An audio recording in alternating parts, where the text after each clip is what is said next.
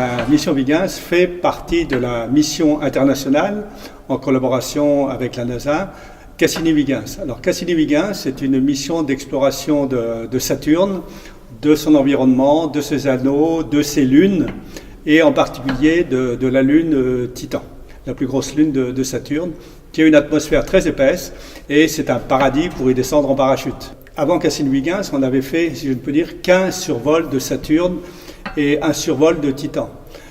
Donc on voulait, l'étape suivante, après un survol, c'est une exploration en profondeur, donc avec un module qui se met en orbite autour de Saturne, qui est passé régulièrement au-dessus de Titan, qui était l'une des cibles principales, et enfin la sonde Huygens, qui était conçue pour rentrer dans l'atmosphère et descendre en parachute et se poser à la surface. L'aérodynamique de Huygens, parce que c'est important de bien comprendre l'aérodynamique de Huygens, devait répondre à un des objectifs qui était de tourner dans un certain sens sous parachute, et dont nombreuses études ont été faites pour étudier ce qu'on appelle le spin, avec des maquettes de différentes configurations. Donc pendant la phase d'étude, et à notre grande surprise, la sonde a tourné à l'envers, elle a spiné à l'envers pendant sa descente dans l'atmosphère de Titan. Donc suite à cette observation, des études ont été faites pour essayer de comprendre de façon analytique en quelque sorte, et on s'est aperçu qu'il fallait faire des tests en soufflerie. Alors une série de tests a été faite dans le cadre d'un contrat industriel dans la grande soufflerie du Von Karman Institute à Bruxelles. Ces tests ont apporté des réponses intéressantes, ils n'ont pas été concluants, donc on n'a pas encore expliqué pourquoi la sonde a tourné à l'envers, mais ils ont identifié quelques pistes. Et ce sont ces pistes que nous explorons dans le cadre de ce projet.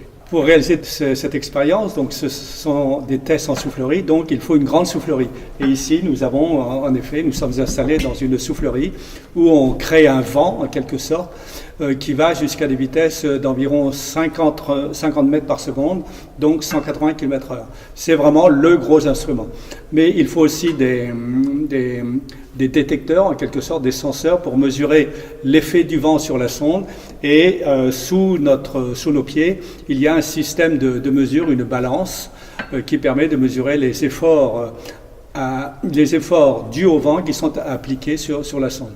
Donc une soufflerie et des bons instruments de mesure, et aussi des bons étudiants pour faire de bons tests. Le principe du projet, donc, c'est tester la sonde. Donc on a ici une maquette à l'échelle 1/3, sous différentes configurations, avec des vitesses de vent de soufflerie variant, de 20 à 40 mètres par seconde.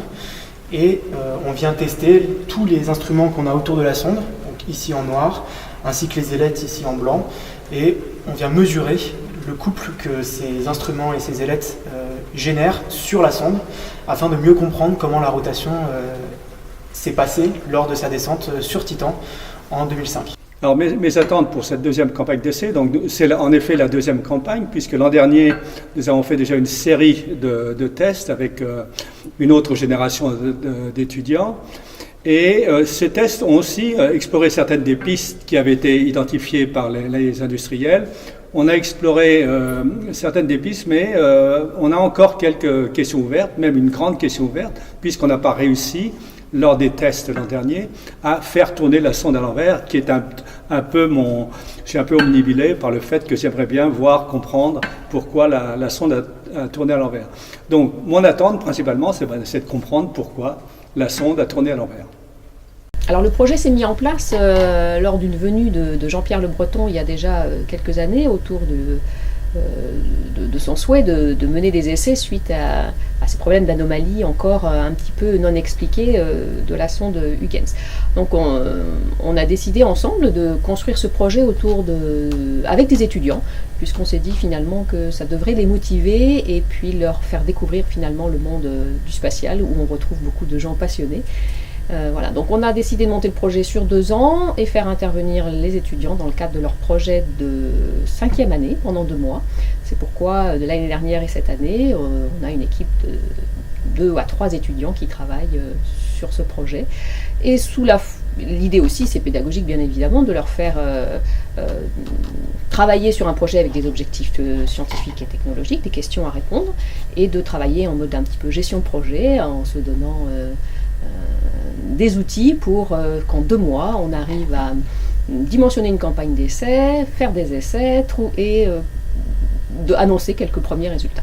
Donc ces résultats avant tout, ce projet avant tout, c'est d'essayer d'expliquer pourquoi la sonde a tourné à l'envers, et aussi de tirer toutes les leçons de la mission Huygens, qui était quand même une mission tout à fait unique dans l'histoire du spatial, une grande première pour l'Europe.